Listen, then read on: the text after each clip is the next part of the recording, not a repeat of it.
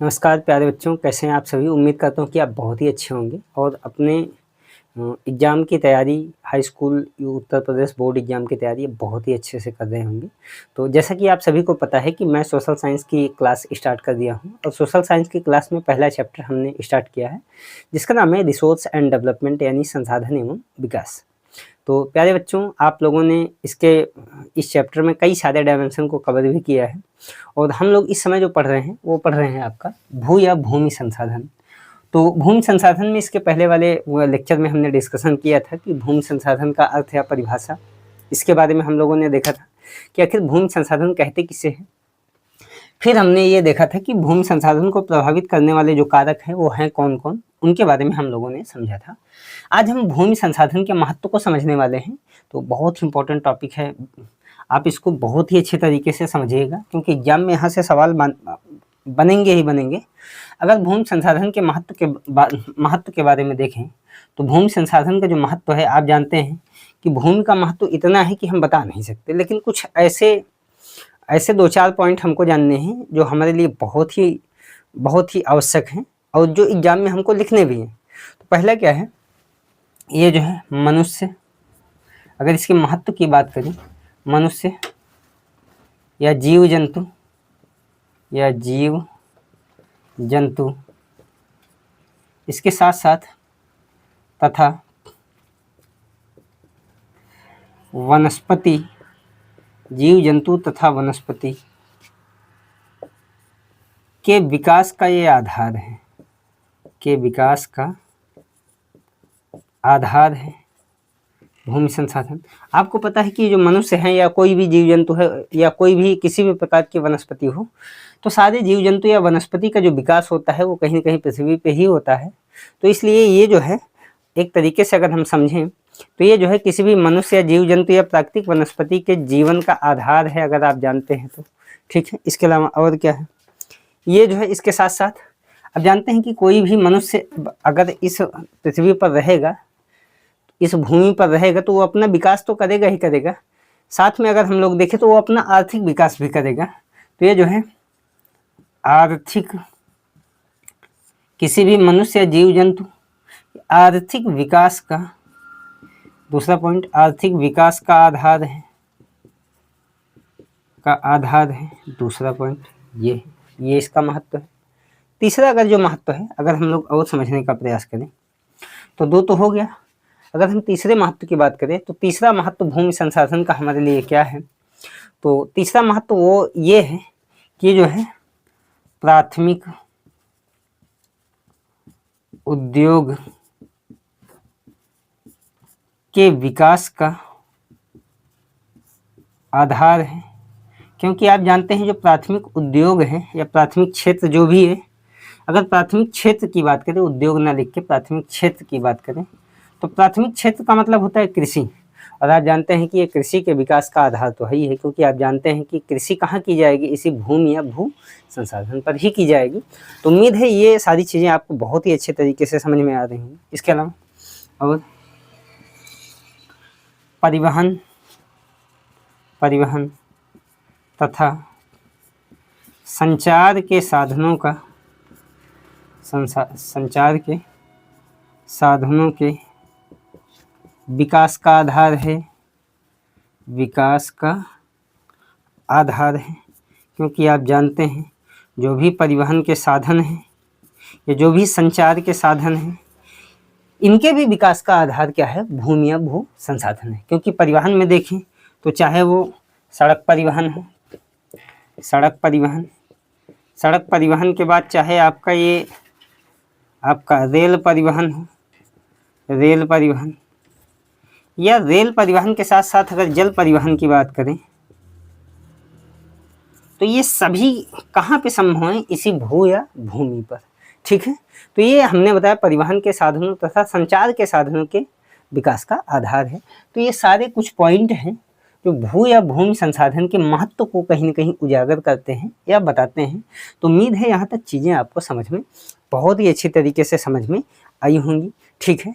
तो इसको आप लोग नोट कर लीजिए, फिर हम लोग बढ़ते हैं आगे। अब भूमि संसाधन का महत्व तो हम पढ़ लिए, अब हम लोग ये समझने का प्रयास करेंगे कि भूमि संसाधन की ये जो समस्याएं हैं, ये समस्याएं आखिर हैं कौन कौन सी, तो समस्या को अब हम समझने का प्रयास करते हैं। अगर हम भूमि संसाधन में जो भी समस्याओं को समझने का प्रयास करें, तो सबसे बड़ी समस्या है भूमि निम्नीकरण की समस्या। निम्नीकरण की समस्या, तो ये समस्या है। भू संसाधन का महत्व तो हमने देखा, लेकिन समस्याओं की बात करें तो सबसे बड़ी समस्या है भूमि निम्नीकरण की समस्या। तो ये जो भूमि निम्नीकरण की समस्या है, इसको हम थोड़ा समझने का प्रयास करते हैं। इसको मिटा के हम एक नई हेडिंग ही बना लेते हैं, भूमि निम्नीकरण। ठीक है, तो हेडिंग यहाँ पे हम लिखेंगे भूमि निम्नीकरण। ठीक है, भूमि निम्नीकरण में हमको क्या क्या पढ़ना है, ये थोड़ा सा समझना है। एक तो भूमि निम्नीकरण के कारण, एक तो हमको कारण पे चर्चा करनी है, आखिर क्या कारण है जिससे भूमि का निम्नीकरण हो रहा है, तो भूमि निम्नीकरण के कारण को समझेंगे। इसके बाद भूमि निम्नीकरण के अगर हम कारण के बाद देखें, भूमि निम्नीकरण के उपाय को समझेंगे, उपाय। और उपाय के बाद अगर हम लोग और देखें तो सरकार के द्वारा किए गए प्रयास को देखेंगे, किए गए प्रयास को समझेंगे। ठीक है, तो ये सारी चीज़ हम एक एक करके समझेंगे। इसके अलावा एक और चीज़ हम लोग देखेंगे, भारत में भूमि सुधार कार्यक्रम, तो इनके बारे में हम समझने का प्रयास करेंगे। ठीक है, तो अगर हम लोग एक एक करके 1 बाय 1 करके एक एक चीज़ों को समझें कि आखिर ये जो भूमि संसाधन है, इसकी समस्याओं को समझने का प्रयास करें। इसकी जो समस्या है वो सबसे बड़ी समस्या है भूमि निम्नीकरण। अब चूंकि भूमि निम्नीकरण के कारण क्या है, उपाय क्या है, या सरकार के द्वारा किए गए प्रयास, फिर भारत में भूमि सुधार कार्यक्रम, इन सब के बारे में एक एक करके हम चर्चा करेंगे। तो सबसे पहले हम कारण पे आते हैं। अगर भूमि निम्नीकरण के कारण की बात करें तो आप जानते हैं भूमि निम्नीकरण के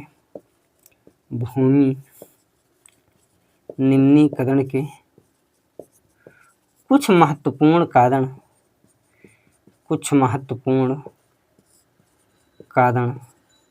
निम्नलिखित हैं। अब कौन कौन से कारण हैं, तो इसको थोड़ा समझने का प्रयास करिए, बहुत ही अच्छे से पढ़िए। सबसे बड़ा कारण जो है जिसकी वजह से भूमि का निम्नीकरण हो रहा है, उसमें सबसे बड़ा कारण है वो आपका है वन अपरोपण की समस्या।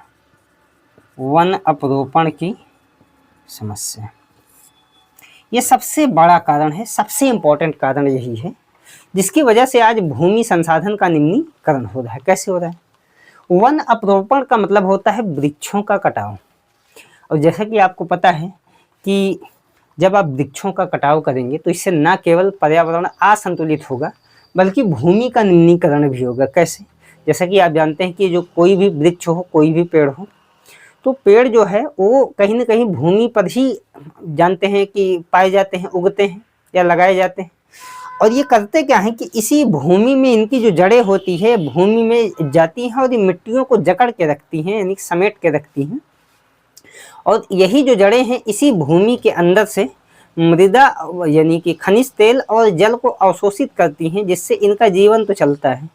और जैसे ही आप वृक्षों को काटेंगे या पेड़ का कटाव करेंगे तो इनकी जो जड़ें हैं वो सूख जाएंगी। तो मिट्टी को जो ये जो जकड़ के रखी हैं वो धीरे धीरे क्या होगा कि मिट्टी जो है कमज़ोर हो जाएगी, असंगठित हो जाएगी। और इसकी वजह से जब कभी भी बारिश होगी, रेनफॉल वर्षा होगी, तो इससे क्या होगा कि मिट्टी धीरे धीरे कटना स्टार्ट होगी। तो ये सबसे बड़ी समस्या है वन अपरोपण की समस्या। दूसरी, खनन एवं उत्खनन की समस्या। उत्खनन की समस्या। अच्छा, तो खनन एवं उत्खनन की ये जो समस्या है, खनन एवं उत्खनन से भी आप जानते हैं सॉइल का डिग्रेडेशन होता है, यानी कि भूमि का निम्नीकरण होता है। और जैसा कि आपको पता है कि जो भूमि है, जब हम किसी भी क्षेत्र में भूमि का खनन करेंगे या उत्खनन करेंगे तो इससे क्या होगा कि ये जो भूमि का खनन या उत्खनन करने से जो भूमि है, जो मिट्टी है, वो असंगठित हो जाएगी और जैसे ही बारिश होगी तो बारिश की वजह से या वर्षा के जल से जो मिट्टी है यहाँ से कट कर बह करके कहीं अन्य जगह पे जा करके इकट्ठा होगी। तो इससे क्या हो रहा है, इससे भी भूमि का निम्नीकरण यानी कि कटाव हो रहा है। तो ये भी एक समस्या है। तीसरा, अति पशु चारण की समस्या।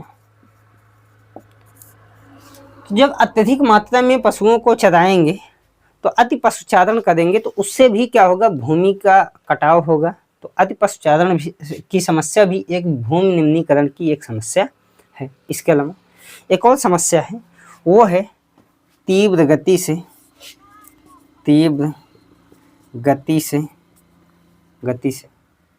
बढ़ते तीव्र गति से बढ़ते शहरीकरण की समस्या। शहरीकरण की समस्या, तो जो तीव्र गति से शहरों का विकास हो रहा है, इसकी वजह से भी भूमि में परिवर्तन किया जा रहा है। इससे भी मिट्टी का कटाव बड़े पैमाने पर होता है। जैसा कि आप जानते हैं, तीव्र गति से यदि शहरीकरण होगा तो उससे क्या होगा कि जिस स्थान पे मकान बनाएंगे वहाँ कोई ना कोई वृक्ष होगा, पेड़ पौधा होगा। तो क्या है कि उन वृक्षों को या पेड़ पौधों को काट करके वहाँ पे एक नए यानी कि मकान का निर्माण होता है। इससे पर्यावरण असंतुलित तो होता ही होता है, इसके साथ साथ भूमि का यानी कि मिट्टी का निम्नीकरण भी, डिग्रेडेशन भी होता है। इसके साथ साथ एक और समस्या है, तीव्र गति से औद्योगिकीकरण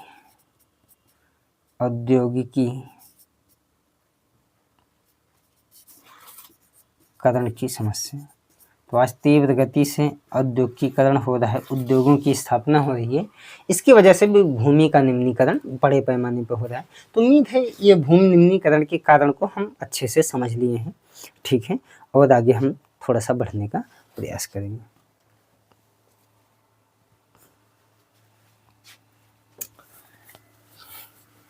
अगर हम और समझने का प्रयास करें, अब ये तो समस्या का कारण है, लेकिन अब इसका उपाय क्या है। अगर हम भूमि निम्नीकरण को कुछ हद तक रोकने का प्रयास करें, कम करने का प्रयास करें, तो आखिर हम करेंगे क्या, क्या क्या कर सकते हैं। तो इस बात को समझने के लिए हमको भूमि निम्नीकरण के उपाय को समझना होगा। अगर हम उपाय को समझें तो इसके यानी कि भूमि निम्नीकरण के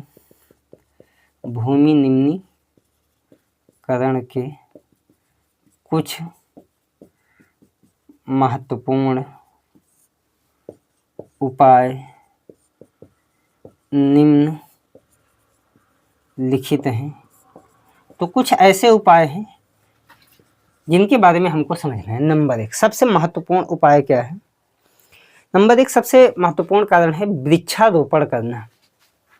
क्या है, वृक्षारोपण करना, यानी कि जो समस्या है अगर उसी को कम कर देंगे या खत्म कर देंगे तो वही हमारा उपाय हो जाएगा। जैसे वृक्षों का कटाव करेंगे, निर्वनीकरण करेंगे, तो उससे क्या होगा, वन यानी कि मृदा अपरोपण की समस्या होगी, निम्नीकरण की समस्या होगी। लेकिन अगर वृक्षों को ना काटे बल्कि वृक्षों को लगाएं तो वो क्या होगा, आपका भूमि निम्नीकरण की समस्या नहीं बल्कि भूमि निम्नीकरण का समाधान हो। ठीक है, ये पेड़ों की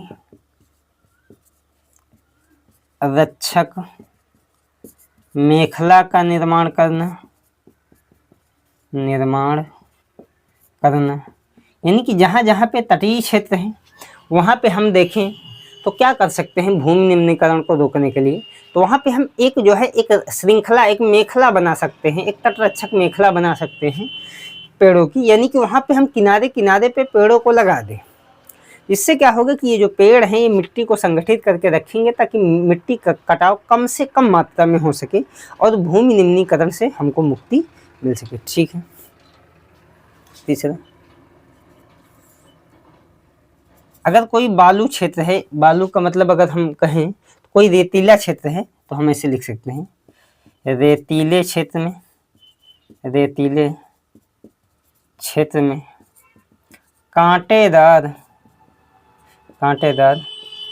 वृक्षों को वृक्षों को लगाना। तो जब हम क्या करेंगे, मरुस्थलीय क्षेत्र में, रेतीले क्षेत्र में कांटेदार वृक्षों को लगाएंगे तो इससे भी क्या होगा, मृदा निम्नीकरण की समस्या का समाधान होगा। ठीक है, अगला, बंजर भूमि का उचित विकास करना। ये जो जहाँ कहीं भी बंजर भूमि है, अगर उस भूमि को हम समझें कि आखिर ये भूमि का बंजरीकरण हो क्यों रहा है, तो उसको हम समझने का प्रयास करें, उस समस्या को दूर करें, तो उससे भी मृदा में ये जो भूमि में समस्या उत्पन्न हो रही है, समस्या कम हो सकती है। ठीक है, खनन, उत्खनन इत्यादि पर रोक लगाना। और जो सबसे लास्ट है वो है तीव्र गति से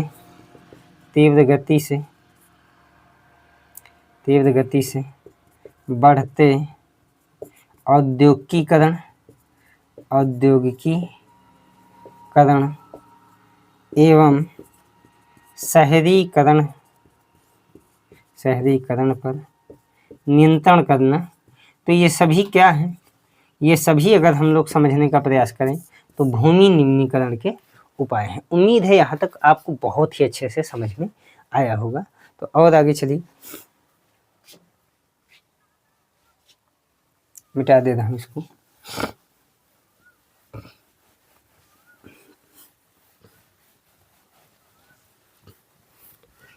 अब हम लोग चर्चा करेंगे सरकार के द्वारा किए गए प्रयास।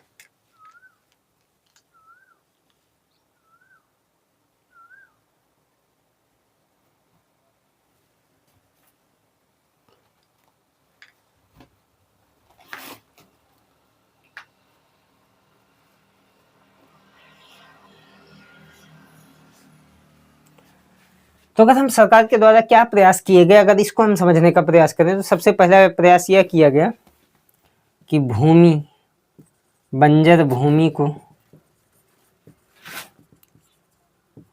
उपजाऊ भूमि में परिवर्तित, ये प्रयास किया गया सरकार के द्वारा। और क्या, वृक्ष रहित या निर्वनीकरण भूमि पर वृक्षारोपण करना, ये सारे प्रयास किए गए। ठीक है, इसका भूमि में जैव रासायनिक तत्वों को संतुलित करना। तो ये सारे क्या हैं, ये सारे सरकार के द्वारा किए गए प्रयास हैं। ठीक है, अब इसके बाद हम लोग पढ़ेंगे भारत में भूमि सुधार कार्यक्रम। अगर हम भारत में भूमि सुधार कार्यक्रम की बात करें तो सरकार के द्वारा भारत में भूमि सुधार कार्यक्रम के तहत कई सारे कार्य किए गए। जैसे अगर हम लोग समझने का प्रयास करें तो सरकार के द्वारा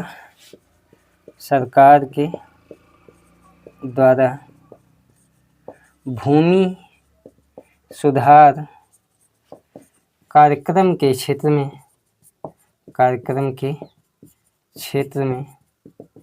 निम्नलिखित प्रयास किए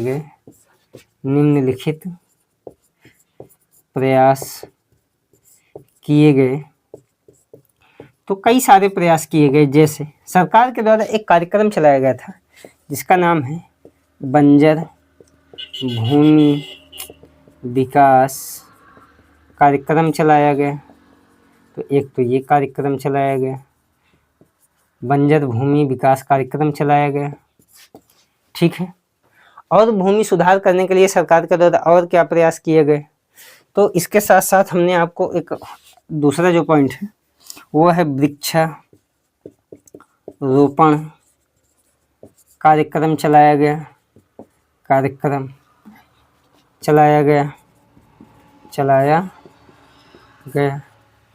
इसके साथ साथ एक आंदोलन चलाया गया जिसका नाम है चिपको आंदोलन चलाया गया। चिपको आंदोलन है क्या? चिपको आंदोलन का संबंध वृक्षारोपण से है। जब कोई भी व्यक्ति, एक व्यक्ति थे सुंदरलाल बहुगुणा, जब कोई भी व्यक्ति किसी उत्तराखंड में किसी भी वृक्ष को काटता था तो जा करके उसी पेड़ों से चिपक जाते थे। तो इसीलिए इस आंदोलन का नाम रख दिया गया चिपको आंदोलन। तो ये चलाया गया। इसके अलावा रेगिस्तानी भूमि विकास कार्यक्रम चलाया गया। तो रेगिस्तानी भूमि विकास कार्यक्रम चलाया गया। तो ये सारे कार्यक्रम चलाए गए जिनकी वजह से भूमि निम्नीकरण के क्षेत्र में सुधार है। और इसके साथ साथ अगर हम समझने का प्रयास करें तो ये सारे भूमि सुधार कार्यक्रम के तहत ये सारे सरकार के द्वारा चलाए गए कार्यक्रम थे। तो उम्मीद है यहाँ तक चीज़ें अब आपको बहुत ही अच्छे तरीके से समझ में आई होंगी। तो ठीक है, फिर मिलते हैं हम लोग अगली क्लास में। तब तक के लिए बहुत बहुत धन्यवाद।